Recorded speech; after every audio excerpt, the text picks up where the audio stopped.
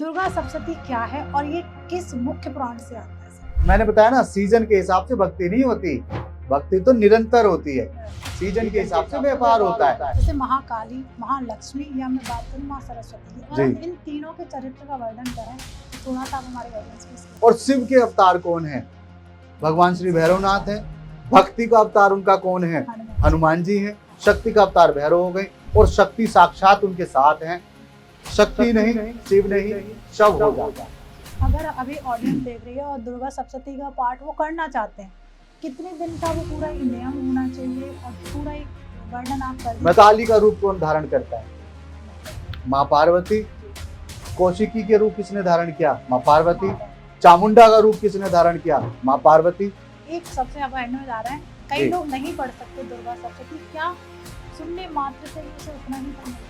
भैया ये सारे नौग्रह सारे देवताओं के साथ लेकर के युद्ध कर रहे थे, चंड मुंड से, रक्त बीज से और दूसरे अलग अलग राक्षसों से जो अलग अलग समय पे पैदा हुए थे। पर अगर कोई एक दिन या कोई एक होरा जिसमें माफिया पाड़ना चाहता है, दुर्गा सप्तशती स्टार्ट करना चाहता है, अपना नियम बनाना चाहता है, उसमें वशीकरण भी है, दरिद्रता समाप्त करने का भी है, सभी प्रकार का मंगल करने का मंत्र है, सभी प्रकार की बाधाओं को खत्म करने का मंत्र है, सभी प्रकार की रक्षा करने का और अपनी क्षमा मांगने का भी मंत्र है। कहने का अर्थ ये है कि आप माता की शरण में रहिए, ना आपका राहु, ना आपका केतु, ना आपके शनि, और मंगल का तो नाम ही मंगल है, वो तो आपको मंगल करेंगे ही करेंगे। राधे राधे मेरे प्यारे दोस्तों, आपका स्वागत है एक और नए एपिसोड में। मैं हूं आपकी होस्ट, आपकी दोस्त भारती। तो आज का एपिसोड बेहद खास है क्योंकि आज हम बात करने वाले हैं माँ भगवती पर। ये एक तरीके से पॉडकास्ट नहीं है, आज यहाँ चर्चा होगी माँ को लेकर। जब हम बात करते हैं माँ की, तो जैसे माँ भगवती, माँ काली, माँ दुर्गा, तो एक पॉडकास्ट में कहना मुझे लगता है हम उस पर चर्चा कर रहे हैं। हमारा सौभाग्य है कि हम आज ज्ञान अर्जित करेंगे इस पॉडकास्ट में, जानेंगे माँ की महिमा। सब लोग माँ भगवती को जानते हैं पर डेप्थ में जाकर कोई भी नहीं जानता। सिर्फ इतना है, नौ दुर्गा आ गए, पूजा कर ली, पर माँ भगवती को आज मैं भी जानना चाहती हूँ। और साथ में जानेंगे, सब कोई नव दुर्गा आते ही दुर्गा सप्तशती का पाठ करते हैं, क्या महिमा है, किस पुराण से आई है। तो आज बहुत कुछ सीखने वाले हैं। तो प्लीज़ जो भी ये पॉडकास्ट देख रहा है तो प्लीज़ लाइक ज़रूर करिएगा और कमेंट में जय माता दी ज़रूर लिखिएगा, क्योंकि आज हमारे साथ हमारे स्टूडियो में जो गेस्ट हैं बहुत अद्भुत है और आप उन्हें बहुत पसंद करते हैं। उनका हर पॉडकास्ट को आप बहुत ज़्यादा प्यार देते हैं। एस्ट्रो राहुल ऋषि सर, तो स्वागत करते हैं, वेट नहीं कराते। राधे राधे सर, कैसे हैं आप? राधे राधे, जय श्री राम।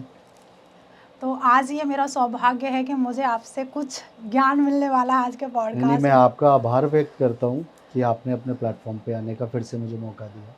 ये हमारा भी सौभाग्य और हमारी ऑडियंस का भी है। सबसे पहले मैं ये जानना चाहती हूँ सर, दुर्गा सप्तशती क्या है और ये किस मुख्य पुराण से आता है सर? देखिए, पता है, दुर्गा सप्तशती जो है ना, वेद के बराबर बताई गई है। आप दुर्गा सप्तशती पुस्तक के अंदर 3 चरण माता के बताए गए हैं, अलग अलग 3 चरित्र कहते हैं। प्रथम चरित्र हो गया, मध्यम चरित्र हो गया, फिर उत्तम चरित्र हो गया।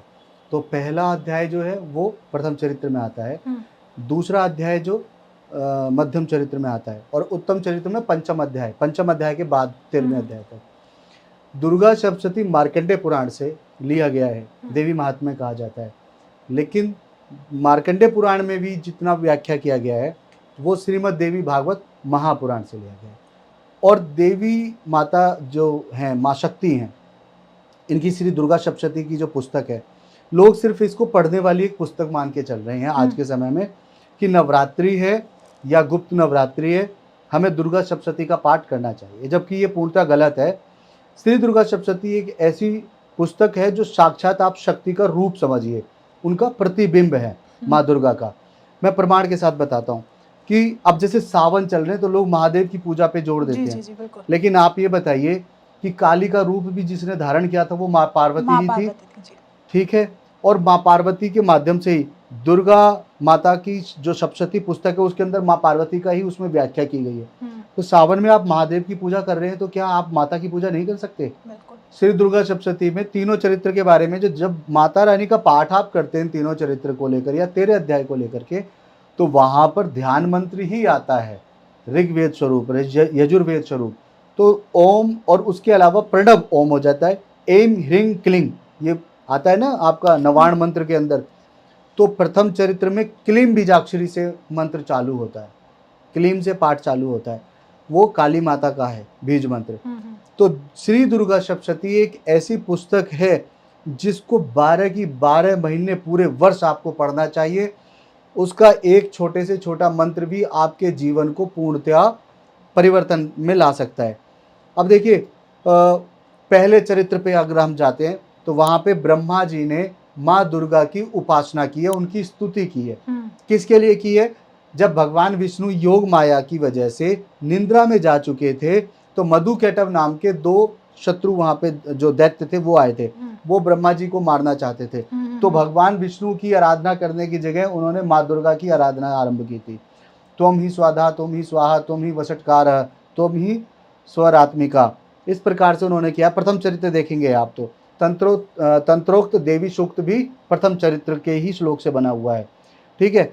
अब वहां पर माता की स्तुति जब उन्होंने की है तो देवी प्रकट होती है, वहां देवी प्रकट होती है। उसके बाद में भगवान विष्णु को योग माया, मतलब वो निद्रा से जागते हैं और उसके बाद मधुकैटभ के साथ वो युद्ध करते हैं। मधुकैटभ से युद्ध करते करते यही माता योग माया माता, महाशक्ति, महाकाली, महाभवानी, यही फिर उनको भ्रम में डालती हैं। किसको? मधुकैटभ को भ्रम में डालती हैं और वो भगवान विष्णु से कहते हैं कि विष्णु, हम तुम्हारे से युद्ध करके प्रसन्न हो गए हैं, हमसे वरदान मांगो। ये माया के कारण है। ज्ञानी नाम अपि चेतांसी देवी भगवती हिसा बलादा कृष्ण मोहाय महामाया प्रयच्छति। इस श्लोक का ही अर्थ है। मैं कई पॉडकास्ट में इस मंत्र के बारे में बताता हूँ। उसमें साफ साफ लिखा हुआ है कि बड़े से बड़े महाबलशाली के भी चित्त को आप खींचकर वशीभूत करके भ्रमित करके कार्य करा सकती हैं। तो उसमें यही लिखा गया है। दुर्गा सप्तशती में सब कुछ सत्य है। तो माया की शक्ति के कारण ही वो भ्रमित होकर विष्णु जी से बोलते हैं वरदान के लिए, और भगवान विष्णु फिर कहते हैं कि सृष्टि के भले के लिए मेरे को आप लोगों के प्राण का तरीका चाहिए कि आपको कैसे मारा जा सके, आपकी मृत्यु का कारण जानना है। तो वो अपनी मृत्यु का कारण बता देते हैं। तो वहां पे दोनों की दोनों राक्षस समाप्त हो गए भगवान विष्णु के द्वारा।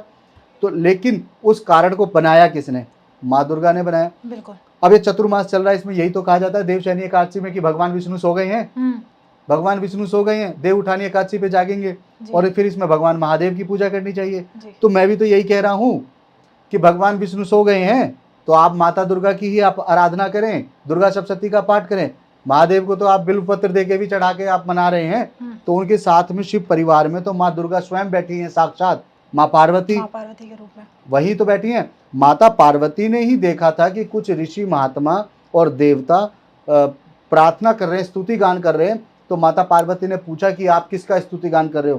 तो माता पार्वती के ही शरीर से एक देवी अंदर से निकल के बाहर आई थी और उन्होंने बताया कि ये मेरी ही प्रेरणा से यहाँ पे दैत्यों से बहुत ही ज़्यादा प्रताड़ित हैं, इसलिए ये मेरा स्तुति गान कर रहे हैं। तब वहाँ पे माता का नाम कौशिका पड़ा था। कौशिका जी।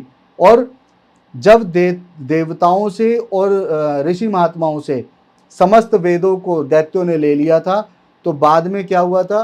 पृथ्वी पर और पूरी सृष्टि में ना खाने के लिए कुछ था, ना पीने के लिए कुछ था। देवी भागवत महापुराण में भी इसकी व्याख्या की गई है। तब माता ने ही प्रकट होकर के शाकंभरी रूप धारण किया था, सबको खाने के लिए फलश्रुति दी थी, फल दिए थे। पालक कहते हैं शाक को। दुर्गा सप्तशती के नवचंडी यज्ञ में पालक का भी प्रयोग किया जाता है। माता ने जल दिया था सबको पीने के लिए, कि जल विहीन हो गई थी पृथ्वी, तो इसलिए उनका नाम शताक्षी पड़ा, क्योंकि उनके कई हजार नेत्र हो गए थे और उनसे अशुभ धारा निकली थी। तो माता दुर्गा एक ऐसी शक्ति हैं जो आपके जीवन में परिवर्तन वो ला सकती हैं जो आपकी कुंडली के किसी उपाय से आप लेके नहीं आ सके हैं। देखिए, भगवान विष्णु जगत के पालन करता यही बताए जाते हैं, लेकिन भगवान विष्णु को भी सुलाने की शक्ति किसके पास है? माता के पास है। भगवान विष्णु को फिर से जगाने की शक्ति किसके पास है? माता दुर्गा के पास ही है। माँ भवानी, महाकाली, महालक्ष्मी, माँ सरस्वती, किसी भी नाम से आप उनका स्मरण करें। तो आपकी सोई हुई किस्मत को कौन जगा सकता है? माँ दुर्गा ही तो जगा सकती हैं। माता पार्वती काली रूप में जब पूर्णतया अनियंत्रित हो गई थी तो महादेव को उनके सामने लेटना पड़ा ना। तो महादेव से भी बड़ा कौन है? माँ दुर्गा है। देखिए, स्तुति के अंदर ही, स्तोत्र जो होता है उसमें ही सब कुछ लिखा हुआ होता है। प्रथम अध्याय की जो स्तुति है उसके अंदर ब्रह्मा जी क्या कहते हैं कि आप ही वो हैं जिन्होंने ब्रह्मा, विष्णु, महेश, हम तीनों को अंग धारण करने में भी जिसने शक्ति दी है वो माँ दुर्गा आप हैं। ये मैं नहीं कह रहा हूँ, दुर्गा सप्तशती में लिखा हुआ है। तो दुर्गा सप्तशती एक ऐसा पुस्तक नहीं है, एक ऐसा वेद मैं कहूँगा कि आपके जीवन को परिवर्तित कर सकता है।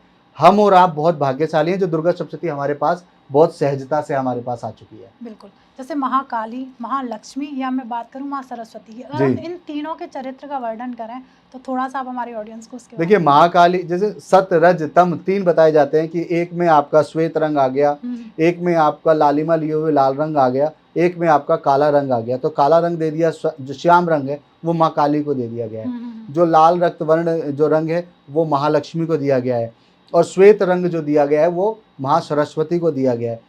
सत रज तम हो गया तो सत चित आनंद भी इसी से ही आता है आपके जीवन में परिवर्तन के लिए।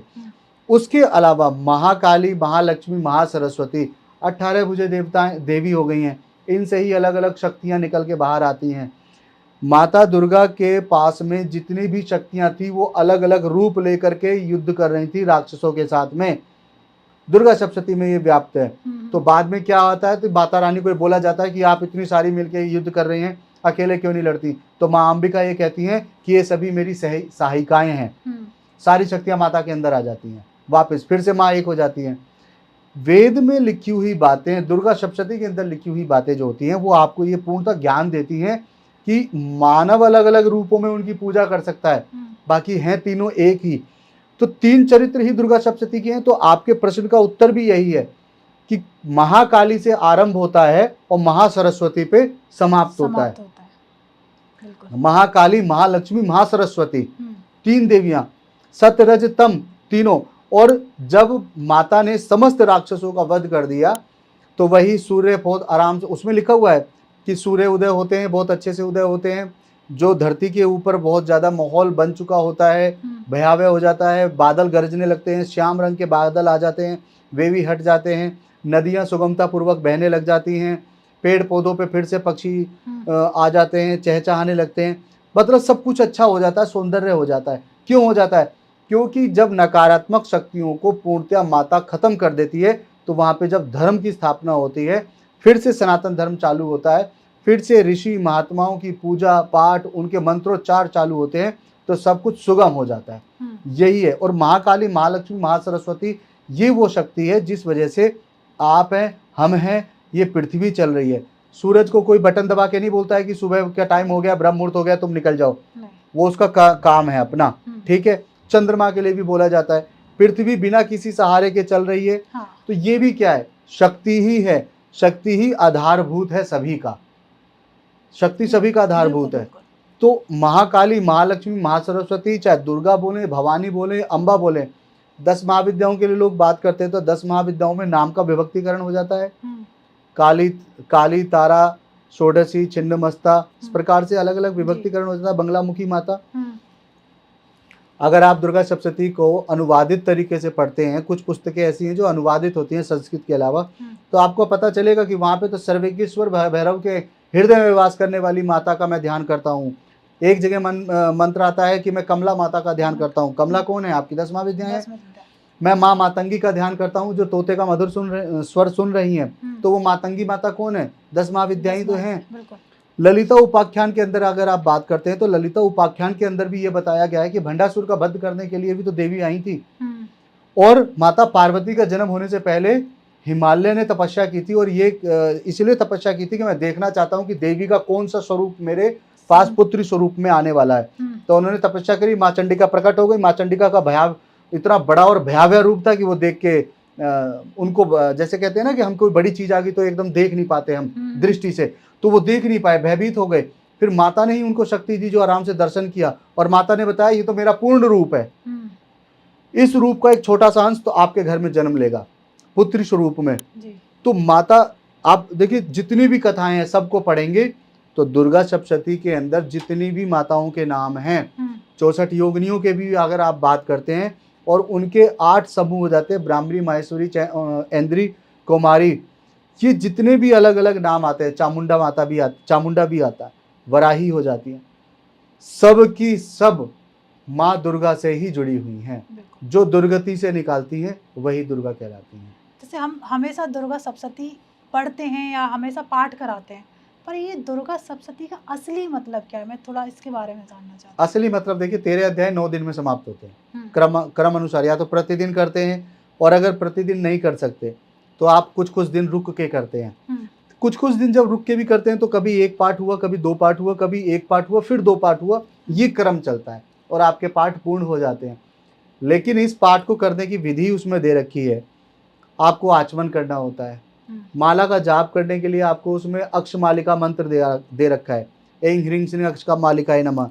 पुस्तक पूजन का दे रखा है, नमो दिव्य महादेव्य शिवाय सततम नमः।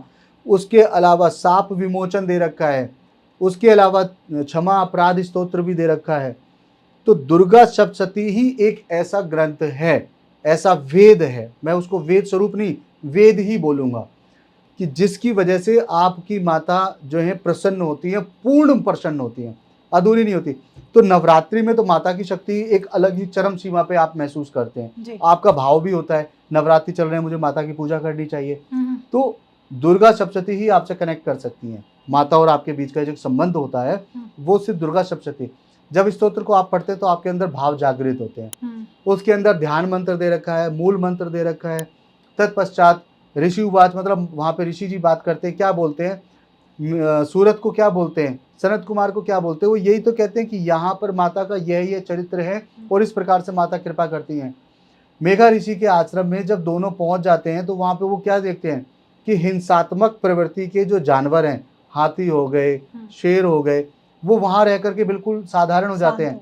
इसका अर्थ क्या है, दुर्गा सप्तशती को पढ़ने वाला व्यक्ति हिंसात्मक नहीं रह जाता, उसके अंदर हिंसा खत्म हो जाती है। हिंसा खत्म हो जाती है, आत्मरक्षा खत्म नहीं होती, हिंसा खत्म हो जाती है, बुरे विचार खत्म हो जाते हैं। अब बुरे विचार किसी व्यक्ति के अंदर हैं और चाहे नहीं है, नकारात्मक शक्तियों का तो प्रभाव हो सकता है, नजर दोष तो हो सकता है, बिल्कुल हो सकता है। बहुत सारे लोग हैं जिनकी कुंडली में बहुत ज्यादा दोष होता है। हाँ। गरीबी के भी लक्षण बहुत ज्यादा होते हैं। अगर आपके पास इतना है सामर्थ्य कि आप एक पुस्तक लेके पढ़ सकें तो दुर्गा सप्तशती आपके गरीबी को भी हटा सकती है। अगर आपके पास पुस्तक उपलब्ध है तो दुर्गा सप्तशती आपकी संतान के योग भी खत्म हो गए हैं तो उसको भी सही कर सकती है। बहुत सारे लोग आज के समय में कई बार विपरीत बातें बोल देते हैं ना, ज्योतिषाचार्य ठगते हैं, ऐसा करते हैं, वो करते हैं, ऐसा करते हैं, वैसा करते हैं। दुर्गा सप्तशती की शक्ति खत्म हो चुकी है या शक्तिहीन है, ऐसा कहाँ आपको सुनने को मिलेगा। दुर्गा सप्तशती के अंदर एक बीजाक्षरी मंत्र भी अगर आप पढ़ते हैं तो भी आपका काम होता है। अब रुद्रयामल तंत्र का एक जो छोटा सा स्तोत्र है, सिद्ध कुंजिका स्तोत्र, तो वो तो दुर्गा सप्तशती का नहीं है ना, वो तो प्रेषक जो हैं जिन्होंने उसको टीकाकार किया है, भाष्यकार किया है, उन्होंने उसके साथ उसको जोड़ दिया है रुद्रयामल तंत्र का। लेकिन सिद्ध कुंजिका स्तोत्र के बारे में बात करने से पहले लोगों को ये समझना चाहिए कि सिद्ध कुंजिका स्तोत्र कितना ज्यादा शक्तिशाली है। सिद्ध कुंजिका स्तोत्र का अर्थ ये है कि अगर आपके पास कुछ भी करने के लिए नहीं है तो कम से कम आप सिद्ध कुंजिका स्तोत्र का पाठ करें। लेकिन साधारण पाठ अगर आपको करना है तो श्री दुर्गा सप्तशती का करिए, क्योंकि वो रुद्रयामल तंत्र का है, वो तंत्र से है, वो पुराणों से नहीं है। जैसे आपने पहले पूछा कि दुर्गा सप्तशती आई कहाँ से थी, तो दुर्गा सप्तशती वेदों से निकली है। तो वेदोक्त मंत्र जो होते हैं वो आपके लिए ज्यादा लाभान्वित कराने वाले होते हैं। वहां पे त्रुटि होने पे भी कोई आपके साथ समस्या नहीं होती है। उद्दात अनुदात इस प्रकार के स्वरों का जो आह्वान किया जाता है, इन स्वरों को जब बोला जाता है, इनकी वजह से मंत्रों की शक्ति बढ़ जाती है और इनसे इनका फल भी बढ़ जाता है या फिर परिवर्तित हो जाता है। तो माँ की याचना जब आप करते हैं, पूजा करते हैं, श्री दुर्गा सप्तशती को जब आप पढ़ते हैं तो आपका कार्य होगा। त्रुटि हो गई है कोई बात नहीं, क्षमा तो आप मांगते ही है ना। पॉडकास्ट के बाद मैं बोलता हूँ कि अगर कोई त्रुटि हो जाए तो मुझे क्षमा कीजिएगा, ठीक है। तो मैंने क्षमा मांगी है। बहुत सारे लोग प्रोटेस्ट में किसी को कितना भी उल्टा बोल देते हैं, व्यंग बोल देते हैं, गाली दे देते हैं या कहीं पे भी कुछ बोल देते हैं, बाद में क्षमा ही तो मांग रहे हैं। सभी क्षमा मांग रहे हैं, भाई जोश में हो गया, इन्फ्लुएंस में आकर के मैंने किसी के लिए उल्टा बोल दिया, सब कुछ ठीक है, स्वीकार है। तो देवी देवता क्यों नहीं स्वीकार करेंगे आपकी क्षमा को। तो दुर्गा सप्तशती का पाठ, दुर्गा सप्तशती का पाठ केवल नवरात्र में नहीं भारती जी, 12 की 12 महीने पाठ करें आप, 12 महीने सुने आप पाठ को। अगर भक्ति करते हैं तो साधक बनना है, आपको विशेष कृपा प्राप्त करनी है, तो फिर उसके नियम बहुत अलग हो जाते हैं। तो वो आपको नियम करने होते हैं। जैसे दुर्गा सप्तशती हम पढ़ते हैं या जो भी पढ़ता है तो उससे पहले कवच, अर्गला और कवच, अर्गला, कीलक, उसका पाठ पहले करना होता है, जब उसके बाद एक पाठ पूरा शुरू होता है। योग रत्नावली में इसके बारे में बताया गया है, वराही तंत्र में भी इसके बारे में बताया गया है कि कवच आपके शरीर को, कवच का काम करता है। कवच जैसे आपको अर्थ पता चल रहा है, कवच। अर्गला जो होता है वो आपको देवी से जोड़ने का काम करता है। कीलक जो होता है वो शक्ति को, आपकी वैसे कीलित हो गई, अर्थ तो अलग निकलते हैं कि कवच अर्गला कीलक करना चाहते हैं तो कवच आपको प्रतिबंधता देता है, बांध देता है आपके शरीर को। लेकिन अगर आपने आचमन नहीं किया तब भी तो आपके लिए समस्या है, तो आचमनी भी तो करनी होती है। सांप विमोचन नहीं किया तब भी तो आपके लिए दिक्कत है जी। समस्या तो है ही है ना। तो नियम अनुसार काम करते हैं। कवच अर्गला कीलक आप पाठ करते हैं तो वो आपके लिए फायदेमंद तो होता ही है, लेकिन अगर आप उसको संपुटित तरीके से करते हैं, आरंभ में और अंत में नवाण मंत्र की एक एक माला कर देते हैं, तो केवल और केवल कवच अर्गला कीलक करना भी आपके लिए फायदेमंद है। कवच अर्गला कीलक, तो कीलक माता से आपको जोड़ने का एक प्रकार का सेतु का काम करता है। शक्ति को, आपके अंतर आत्मा की शक्ति को माता की शक्ति के साथ जोड़ने का काम करता है। तो कवच अर्गला कीलक सबसे ज्यादा अनिवार्य होते हैं। लेकिन षडांग होते हैं। षडांग देवी माता के श्री दुर्गा सप्तशती के 6 अंग बताए गए हैं जी। तो 6 अंगों को षडांग कहा जाता है। हाँ। तो 6 अंग के लिए 3 अंग आप पहले कर लेते हैं, कवच अर्गला कीलक, ये 3 कर लेते हैं। बाकी के 3 रहस्य, वैधानिक रहस्य, मूर्ति रहस्य, प्राधानिक रहस्य, ये भी करने अनिवार्य होते हैं। श्री दुर्गा सप्तशती के 6 अंगों को अगर आप पूरा करते हैं तब आपका श्री दुर्गा सप्तशती का पाठ संपूर्ण माना जाता है। लेकिन लोग क्या करते हैं, या तो केवल कवच अर्गला कीलक करते हैं, फिर उसके बाद 13 अध्याय का पाठ करते हैं, या फिर केवल कवच अर्गला कीलक करते हैं। तो मेरा सुझाव ये रहता है कि अगर आपको केवल माता के पाठ को करना है तो कवच अर्गला कीलक आप करते हैं, करिए। लेकिन मूल सप्तश्लोकी जो उसमें शुरू में, आरंभ में जो शुरू में पाठ दिया हुआ है, मूल सप्तश्लोकी 7 पाठ, वो भी उन्हीं के अध्याय से निकला हुआ है, तो उसका पाठ आप जरूर करिए। कवच अर्गला कीलक जो है ये अंग में आते हैं, 6 अंग में आ रहे हैं।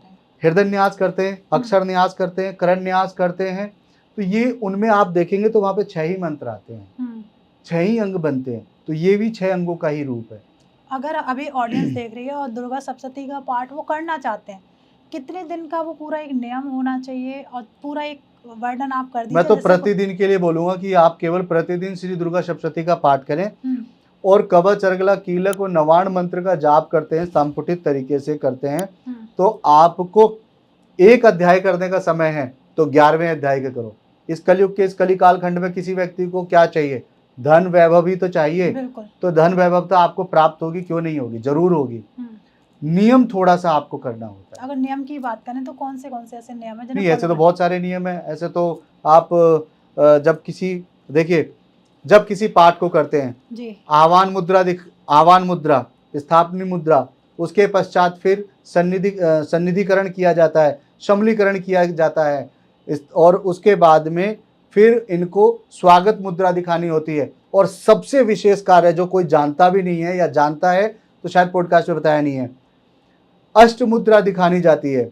योनि मुद्रा, सर्व योनि मुद्रा, महायोनि मुद्रा, खड़ग, त्रिशूल, वरद, अभय, इन मुद्राओं को दिखाने के पश्चात 108 बार आपको नवाण मंत्र का जाप करना होता है। तत्पश्चात आप पाठ को आरंभ करते हैं। भारती जी, नियम बहुत हैं, नियम बहुत ज्यादा हैं। जब नियम करते हैं तब आप, मेरे पास कोई व्हाट्सएप पे लिख के मैसेज डाल देता है, गुरुजी मेरे को अनुभूति होती है देवी की, लेकिन मैं कुछ काम नहीं करा पाता। अरे भैया, वो आपके घर की कार्य करने के लिए नहीं आई है। अनुभूति होती है, इसका अर्थ आपके देवी प्रसन्न है। तो फिर आप भ्रमित क्यों हो रहे हैं? वो देवी नहीं है, फिर कुछ और है। बिल्कुल, देवी के दर्शन होने के पश्चात, देवी की अनुभूति होने के पश्चात आप भ्रमशील रहेंगे ही नहीं, क्योंकि भ्रमित तो मुद्रा भी की जाती है, भ्रामित मुद्रा भी की जाती है जी। तो मुद्राओं का कार्य क्या है? जैसे लोग बता देते हैं कि आप इस मुद्रा को करो, इस मुद्रा को करो, देवी प्रसन्न होती हैं। श्री दुर्गा सप्तशती के अंदर साफ स्पष्ट हिंदी और संस्कृत में लिखा हुआ है कि दिव्य अपराध क्षमा स्तोत्रम आह्वानम न जानम न जानामि विसर्जनम।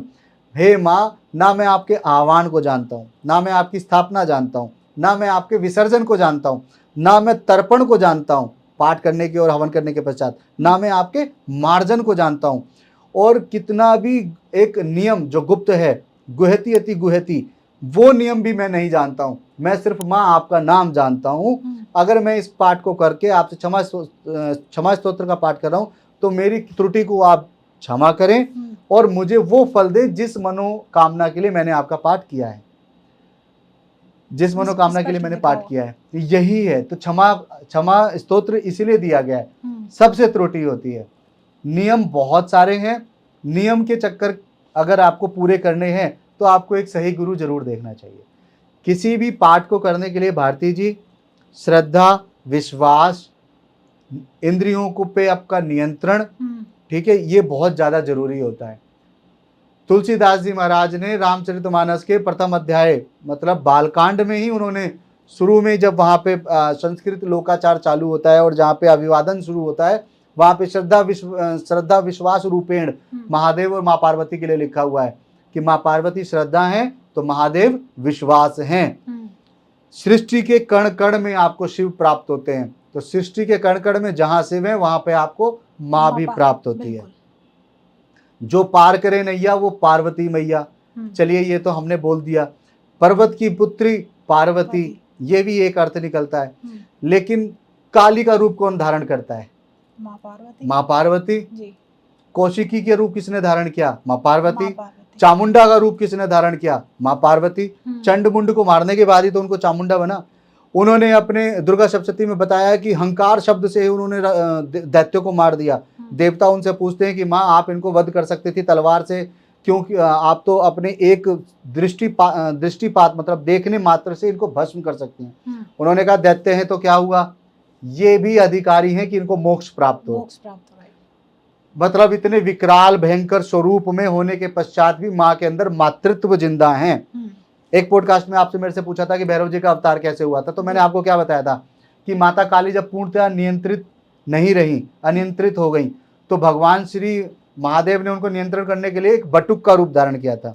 और जब वो पूरी तरह चित्कार मचा के रो रहे थे चीख चीख के, तो माँ काली के अंदर मातृत्व जागृत था, तभी तो उन्होंने उस करुणा भरे स्वर को सुना और तत्काल प्रभाव से महाकाली के प्रभाव को छोड़ के वो वापस अपना पार्वती रूप में आ गई, जिसे आप बटुकनाथ भैरव जी कहते हैं। ठीक है, तो माता के समक्ष पूरी सृष्टि बहुत छोटी है, कुछ भी नहीं है। तो पूरे सावन हो चाहे पूरे माह में कुछ भी हो, आपको पूजन माता का करना अनिवार्य है। आपने नवरात्रि में दुर्गा सप्तशती का पाठ किया जी। मैंने एक पॉडकास्ट किया था, उसमें मैंने मुंडमाला तंत्रोक्त सह प्रयोग महाविद्या के बारे में बात की थी। बहुत सारे लोगों का प्रेम मिला मुझे, मैं उनका धन्यवाद करता हूँ। उन्होंने उसको अनुसरण भी किया, उस पाठ को किया।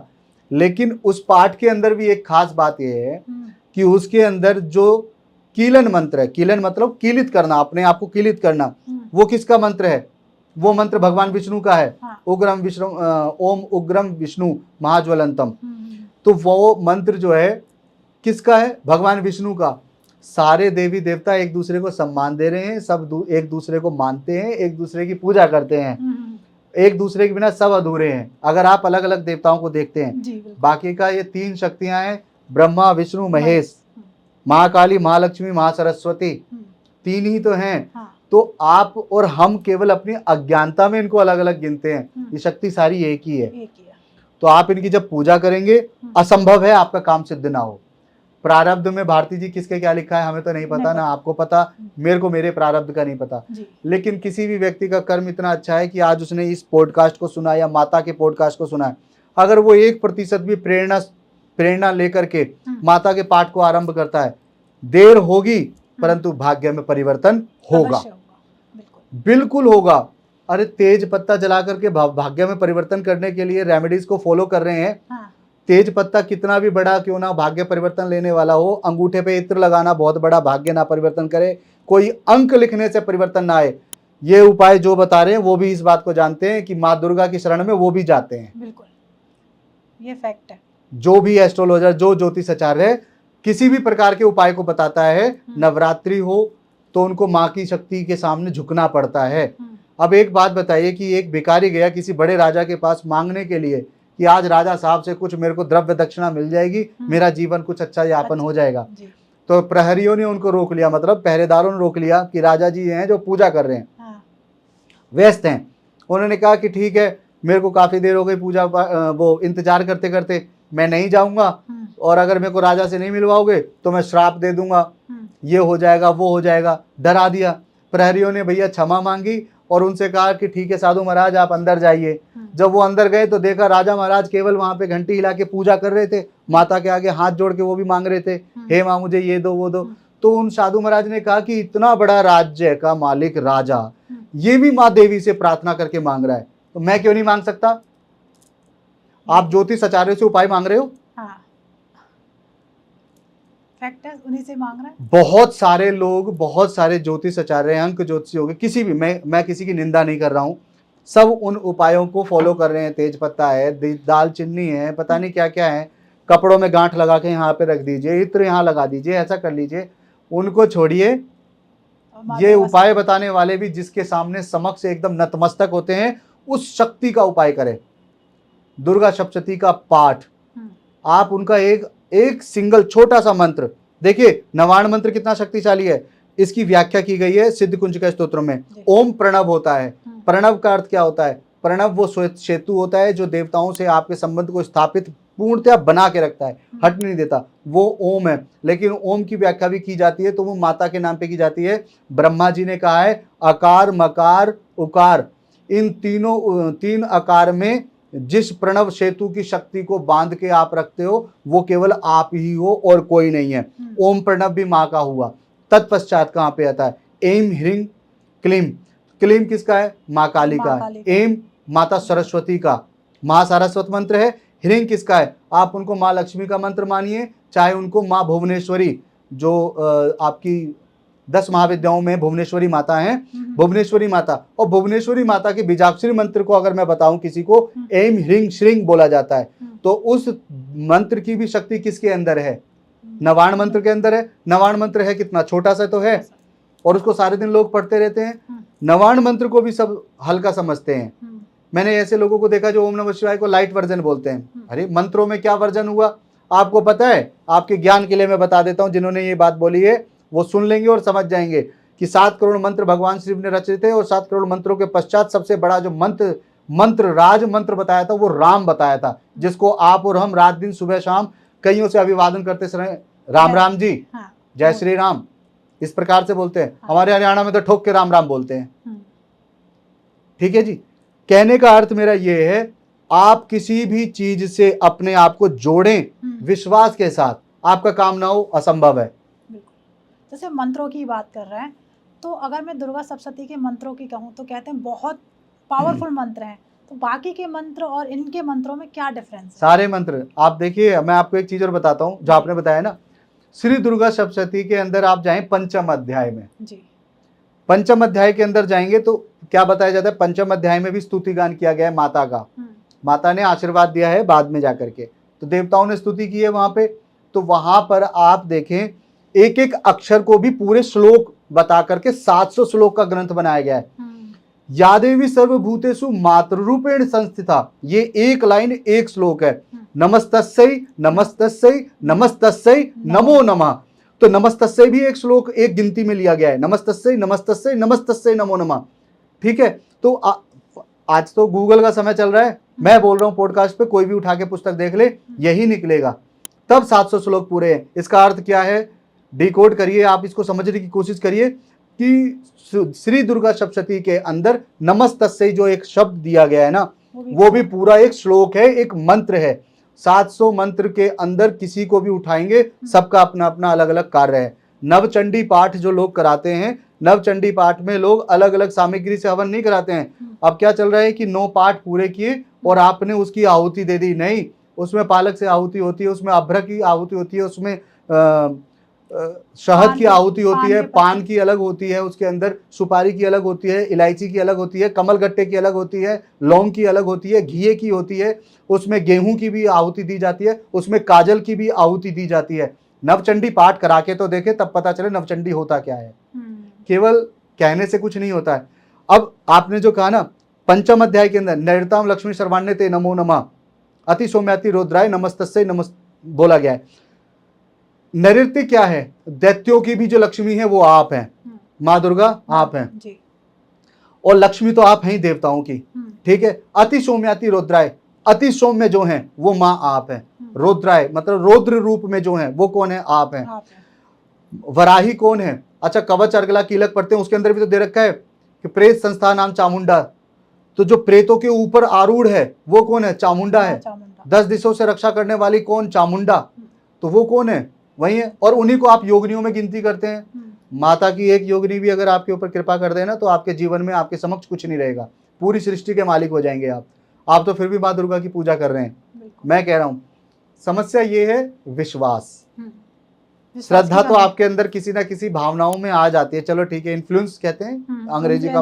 हाँ, आप किसी की प्रेरणा देकर के आपके अंदर श्रद्धा तो आ गई, श्रद्धा आ गई, भक्ति आ गई, लेकिन आपको विश्वास नहीं आया। आप माता का नाम लीजिए सर्वस्व त्याग करके, फिर आप देखिए माता ही आपके काम को करेंगे। पुजारी सारे दिन भगवान की पूजा करते हैं तो यही कहते हैं कि मेरे पास यजमान आए और उनका काम मेरे माध्यम से हो। वो डायरेक्ट भगवान से अपने लिए कुछ मांगते नहीं है, इसलिए बेचारे पुजारी ही रह गए। और यजमान पुजारी के माध्यम से भगवान से मांग रहे हैं, चाहे डायरेक्ट मांग रहे हैं, लेकिन भगवान उनको सब दे रहे हैं। मेरा कहने का अर्थ ये है कि माता की पूजा आप सावन में भी करें और आगे के सभी माह में करें। अभी देखिए सावन चल रहा है, तो सावन में माता की शक्तियां खत्म हो जाएंगी? नहीं। महादेव की पूजा करना अनिवार्य होता है। हाँ। फिर कार्तिक मास आ जाएगा, तब क्या करेंगे? भगवान विष्णु के लिए स्नान करेंगे, उनकी पूजा करनी आरंभ कर देंगे। यही तो होगा। हाँ। समय के अनुसार और वातावरण के अनुसार व्यापार किया जाता है, भक्ति नहीं की जाती। बिल्कुल। सावन आ गया, वर्षा ऋतु आ गई, अब नवरात्रि आ गई, अब अश्विन मास आ गया, अभी चैत्र आ गया, अब कुवार आ गया। अब इन माध्यम से, इनके माह के बदलने से ये तो ऋतु परिवर्तन होता रहेगा। इसका अर्थ ये थोड़ी है कि आपकी भक्ति बदल जाएगी। इनका भी कार्य करना चाहिए। आप माँ पार्वती की सेवा कर रहे हैं, माँ दुर्गा की सेवा कर रहे हैं, आप शंकर भगवान की पूजा करें। आपको एक बात और बता देता हूँ भारती जी, श्री दुर्गा सप्तशती का पाठ जब आप देवताओं के सानिध्य अर्थात महादेव के सानिध्य करते हैं तो आपको कई हजार गुना फल प्राप्त होता है। कोई जरूरत नहीं है आपको देखने की कि सूर्य ग्रहण लगा है नहीं लगा है। सूर्य ग्रहण हालांकि अभी लगने वाला है, शायद आई थिंक 11-12 तारीख में जी सूर्य ग्रहण लगने वाला, भारत में दृश्यमान नहीं है। सूर्य ग्रहण लगने वाला है, चंद्र ग्रहण लगने वाला है, अरे पूर्णमासी की तिथि आ गई है। कोई जरूरत नहीं है, आपका भाव अच्छा नहीं है तो आपके लिए कोई तिथि देख लो, कोई मुहूर्त देख लो, सब बेकार है। पुष्य नक्षत्र है तो क्या हुआ, पुनर्वसु नक्षत्र अच्छा नहीं है। चंद्रमा सबसे ज्यादा जिसे प्रेम करते थे वो रोहिणी थी। हाँ। तो रोहिणी नक्षत्र क्या हुआ? कहने का अर्थ मेरा ये है कि आप विश्वास पे जब तक नहीं चलते, मैं आंख बंद करके विश्वास करता हूं अपनी माँ की शक्ति के लिए, भगवान श्री भैरवनाथ के लिए। अगर मैं माता से विमुख हो जाता हूं तो मेरे महादेव भी रुष्ट हैं, मेरे भैरव भी रुष्ट हैं। मैं राम से विमुख हो जाता हूं तो मेरे महादेव भी रुष्ट हैं और मेरी माता भी रुष्ट है और मेरे भैरव भी रुष्ट हैं। मेरे को भैरव भगवान की सेवा करनी है तो मुझे इनको भी सेवा करनी है। क्योंकि राम को कौन भजता है? भगवान शिव भजते हैं। हाँ। और राम किसको भजते हैं? शिव को भजते हैं। और शिव के अवतार कौन है? भगवान श्री भैरवनाथ हैं। भक्ति का अवतार उनका कौन है? हनुमान जी हैं। हाँ। शक्ति का अवतार भैरव हो गए और शक्ति साक्षात उनके साथ हैं। शक्ति नहीं, शिव नहीं, शव हो जाता है। लेकिन उस शव के ऊपर भी जो आरूढ़ है उसको चामुंडा कहते हैं, चंडी कहते हैं। ठीक है, शव के ऊपर चढ़ रही है ना, तो आप ये देखिए कि आप किसी भी जगह जाएं, ऋषि राहुल की बात छोड़ दीजिए, आप दुर्गा सप्तशती को उठाएं, हर एक मंत्र को पढ़ें, उसके अर्थ को समझें, आपको मिलेगी अंत में माँ। अलग अलग प्रकार की भक्ति आप करेंगे, अंत में उसी सागर में जाके मिलना है। भक्ति की कोई भी धारा पकड़ लो, मिलना आपको दुर्गा सप्तशती के माध्यम से ही है सब कुछ। तो जिसके जीवन में सब कुछ खत्म होता जा रहा है तो भी आपको श्री दुर्गा सप्तशती, और दुर्गा सप्तशती के अंदर अब तो देवी अथर्व शीर्ष का पाठ भी आता है, 62 टीकाकारों ने जोड़ रखा है। देवी अथर्व शीर्ष के अंदर तो साफ लिखा हुआ है कि 5 अथर्व शीर्ष जो होते हैं उनमें 4 अथर्व शीर्ष हटा दो, केवल दुर्गा अथर्व शीर्ष का पाठ करते हो तो बाकी के 4 का फल भी आपको प्राप्त होता है। मतलब सिर्फ इस पाठ को करने, केवल पाठ करने से। और बहुत सारे लोगों को मैंने इनके लिए पाठ करवा करके उनको लाभान्वित किया है, और जो स्वयं से कर रहे हैं उनको भी फायदा हुआ है। अब इसमें क्या है, काम कादी विद्या का नाम सुना है आपने? तो बहुत सारे पॉडकास्ट करे हैं तंत्र के और इनके अलग अलग तांत्रिकों के, कादी विद्या और हादी विद्या के बारे में नहीं, किसी ने आज तक चर्चा नहीं की इस पर। तो कादी विद्या कौन है? काम है योनि कमला। तो वो कौन है? वो मंत्र की पूर्ण व्याख्या और उत्पत्ति अगस्त मुनि ने कादी विद्या सिद्ध की थी, और उनकी पत्नी ने लोपामुद्रा माता जो है, लोपामुद्रा नाम है, लोपामुद्रा माता ने हादी विद्या सिद्ध की थी। और जब हादी और कादी मंत्र दोनों को मिला दिया जाता है तो षोडशी विद्या बन के तैयार होती है।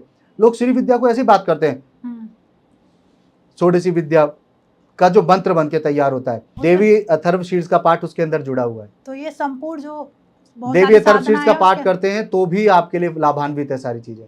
7 श्लोक है मूल सप्तश्लोकी में, उसमें वशीकरण भी है, दरिद्रता समाप्त करने का भी है, सभी प्रकार का मंगल करने का मंत्र है, सभी प्रकार की बाधाओं को खत्म करने का मंत्र है, सभी प्रकार की रक्षा करने का और अपनी क्षमा मांगने का भी मंत्र है।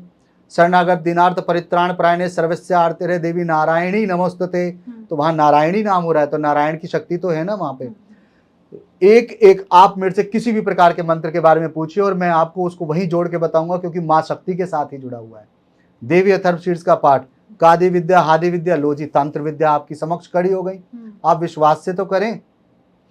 छिन्नमस्ता माता के बारे में बोला जाता है, छिन्नमस्ता सबसे ज्यादा बहुत ही ज्यादा विकराल स्वरूप में दिखती हैं। अपना ही सिर काट दिया जिन्होंने, 3 धारा निकल के जा रही है उनकी सहचरी जया और विजया के बारे में।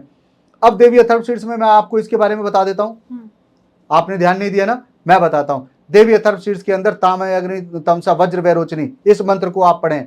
नमो दिव्य महादेव शिवाय सततम नमः, नमः प्रकृति भद्राय नियता प्रणता स्मताम है। इसके बाद इस मंत्र को आता है तामय अग्नि वर्णा तमसा वज्र वैरोचनी। इस मंत्र को पढ़े भारती जी। वज्र वैरोचनी किसका नाम है? माता छिन्नमस्ता का।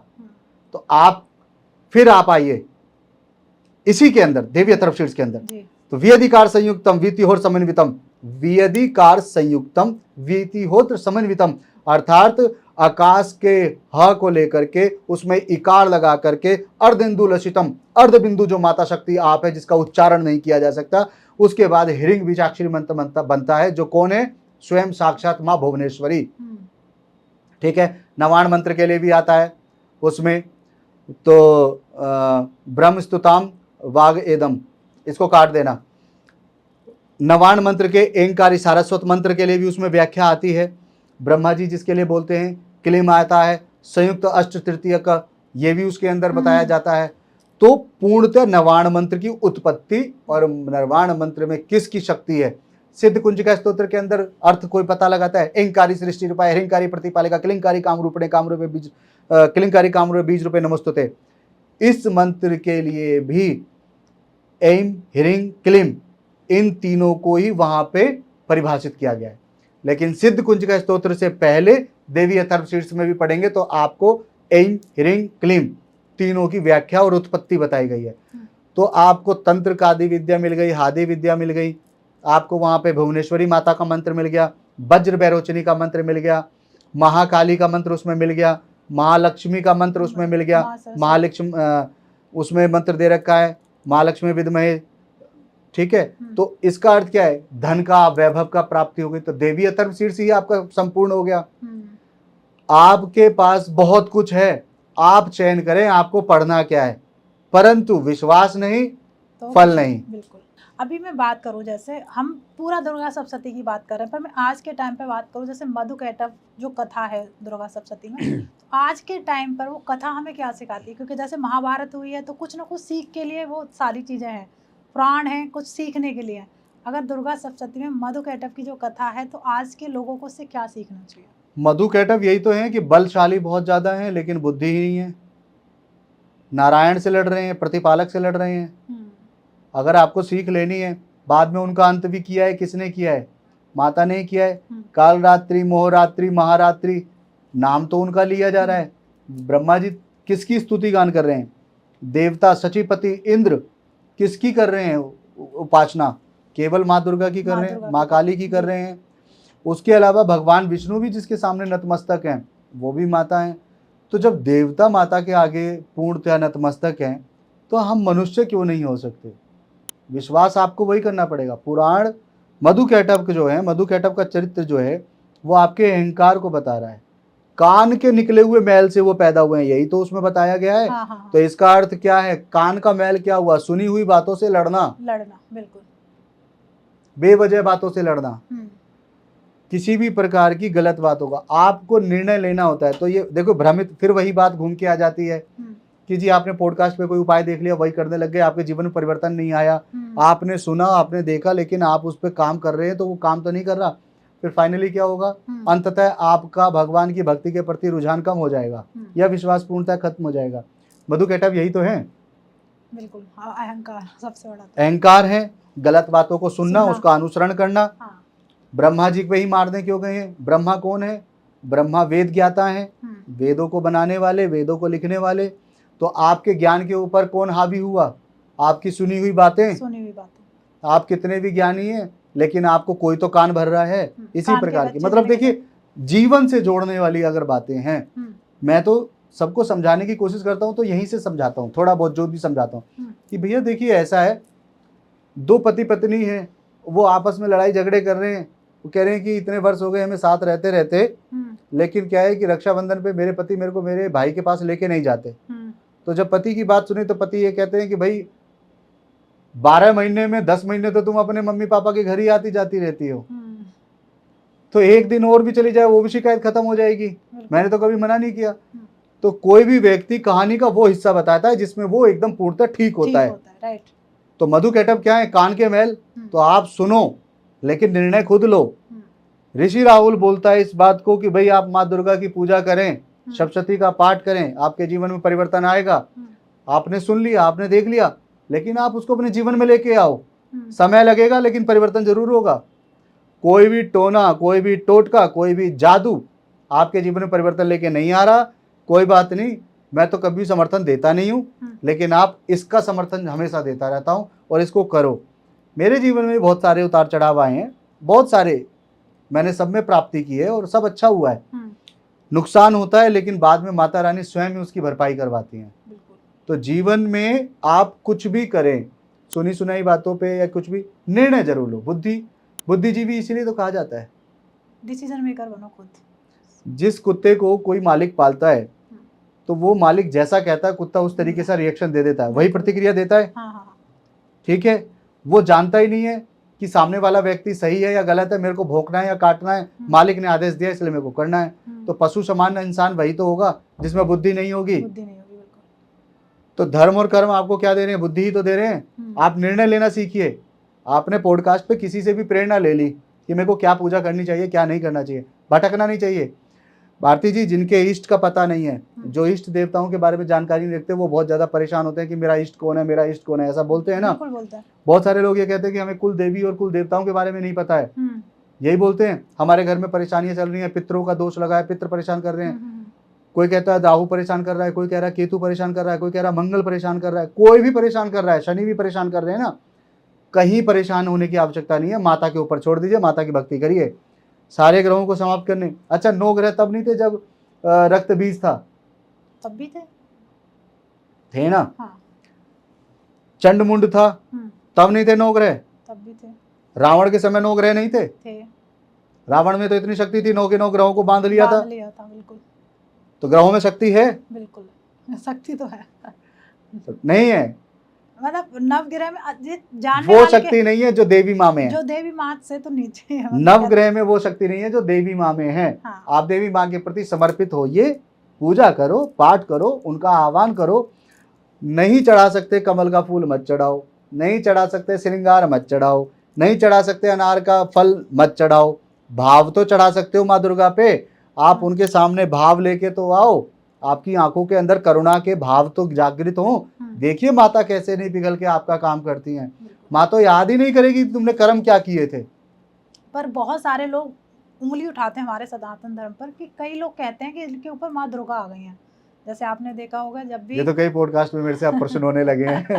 क्योंकि जब हम बात करते हैं ना, तो कहीं ना कहीं जैसे बहुत जगह पूजा पाठ हो रहा है माँ दुर्गा के, जितने भी जगह लोग पूजा पाठ करते हैं, अचानक से किसी एक लेडी के ऊपर दुर्गा माँ आ जाती है। क्या आसान है किसी के अंदर देवी का वास? माता दुर्गा जिसके शरीर पे आ चुकी हैं, कोई देवी की कोई, देखिए माता दुर्गा नहीं होंगी, कोई देवी की स्थानीय देवताओं की जो पूजा होती है मैं उसका समर्थन करता हूँ।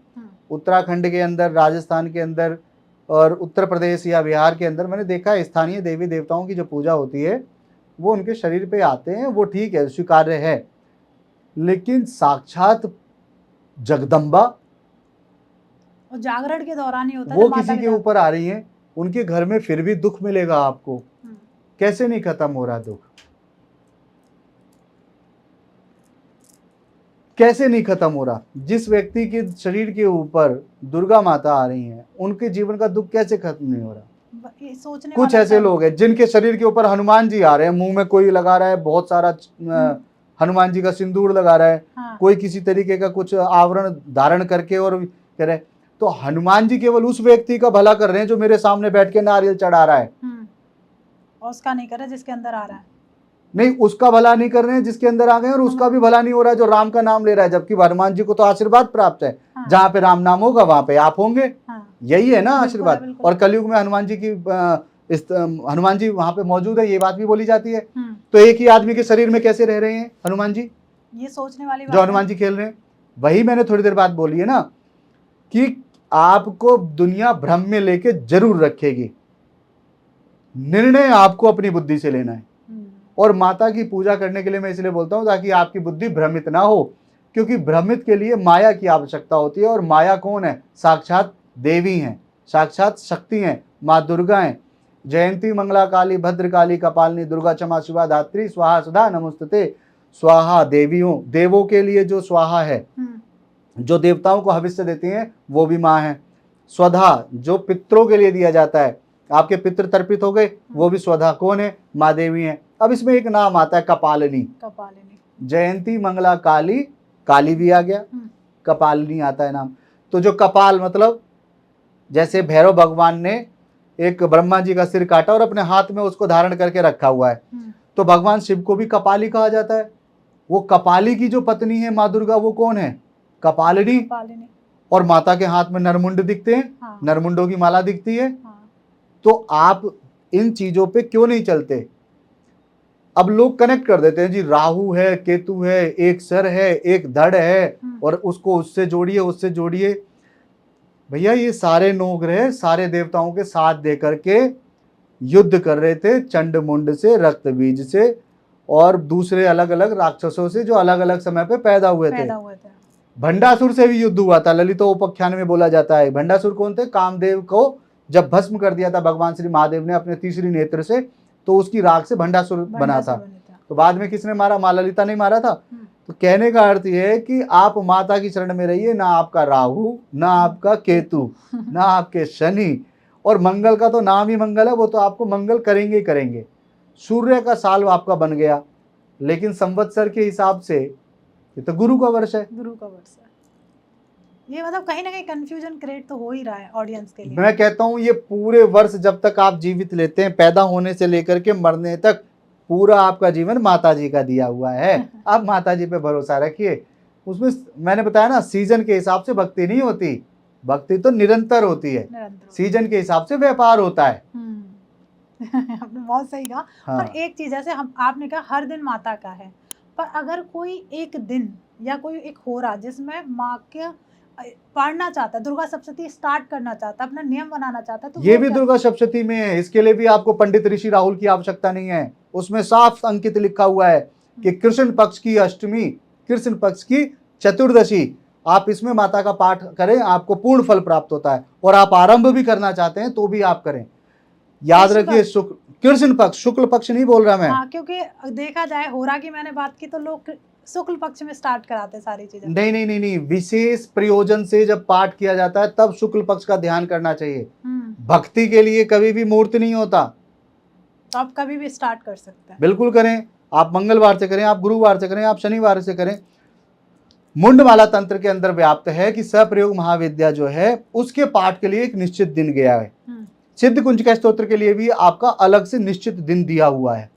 उसका अर्थ ये नहीं है, लोग बता तो देते न कवचम अर्गला न कीलकम, कि कवच की भी आवश्यकता नहीं है, अर्गला की भी आवश्यकता नहीं है, कीलक की आवश्यकता नहीं है, आप केवल इसको करें।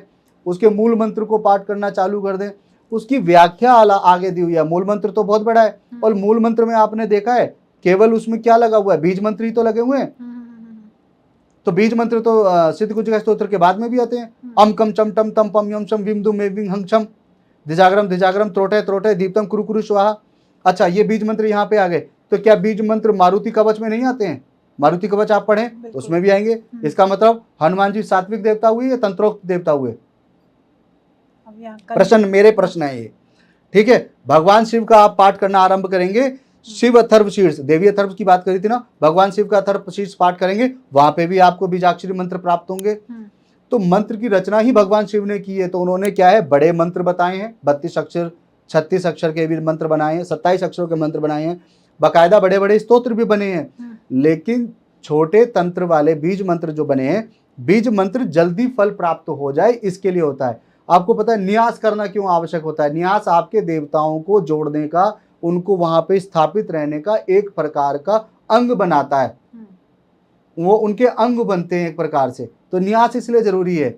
मेरे से अभी कुछ दिन पहले ही एक मेरा पॉडकास्ट हुआ था, वहां पे मेरे से एंकर ने पूछा था अचानक से, जबकि वो विषय भी नहीं था, कि प्रत्यंगिरा देवी कौन होते हैं। तो मैंने उनको बताया था प्रत्यंगिरा देवी का अर्थ क्या होता है, कि साधक जब उपासना करता है तो साधक के प्रत्येक अंग में जो निवास कर जाती है वो प्रत्यंगिरा देवी बन जाती हैं।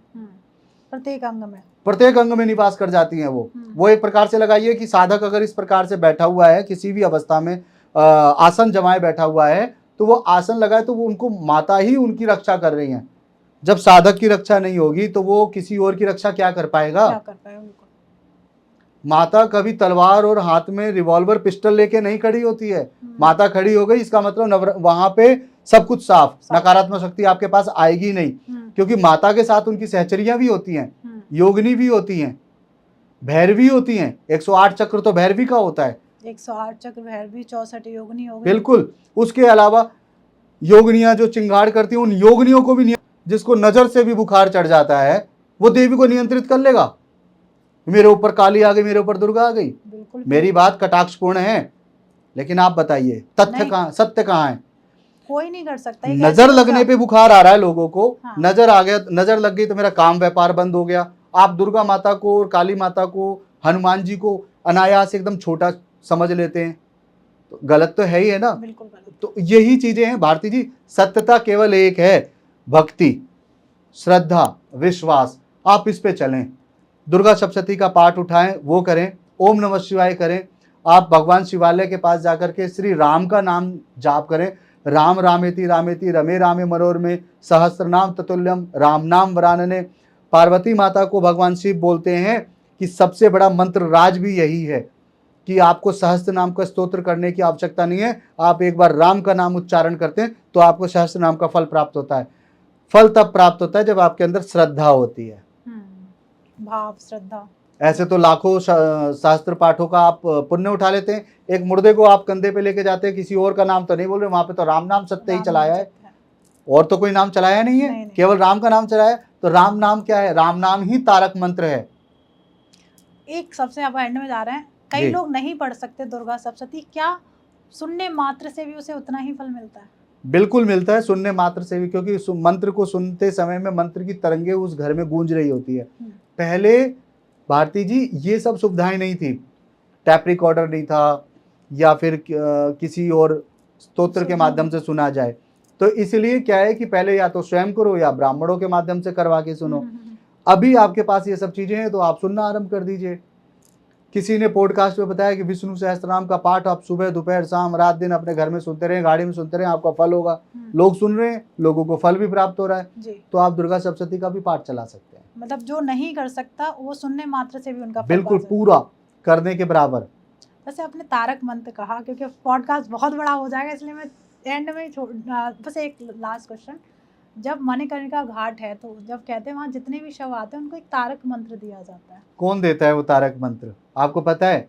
नहीं, बस सुना है मैंने। तारक मंत्र कहते तो हैं शिव देते हैं, लेकिन राम नाम का जब जाप चालू होता है किसी भी शव यात्रा में, तो राम का नाम उच्चारण करने वाले प्रत्येक व्यक्ति के अंदर भगवान शिव का अंश होता है उस समय।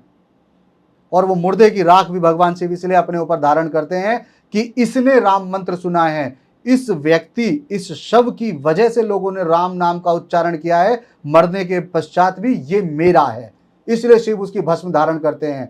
अरे राम के प्रति भगवान शिव से बड़ी समर्पित भक्ति किसकी है? किसी की नहीं है। तारक मंत्र देने का अर्थ क्या है? मतलब इनविजिबल मोड पे भगवान शिव आ रहे हैं और वो उनके मुर्दे, उनका यही काम रह गया तारक मंत्र सुनाने का। आप जो भी काम कर रहे हैं, अच्छा एक बात बताइए, सही कहा जाता है ना कि शक्ति नहीं है तो शव हुआ, शिव से शक्ति निकली तो शव हो गया। तो इसका अर्थ ये होता है कि हमारे अंदर शक्ति है, हम राम का नाम जाप कर रहे हैं तो वो शिव का ही अंश निकलवा रहा है। राम का नाम जो निकल रहा है वो शिव का अंश निकल रहा है। और कारण क्या है वहां पे? कारण मुर्दा है। आप बातों को जोड़े तो आपकी भक्ति संपूर्ण होती है। तो तारक मंत्र वही है।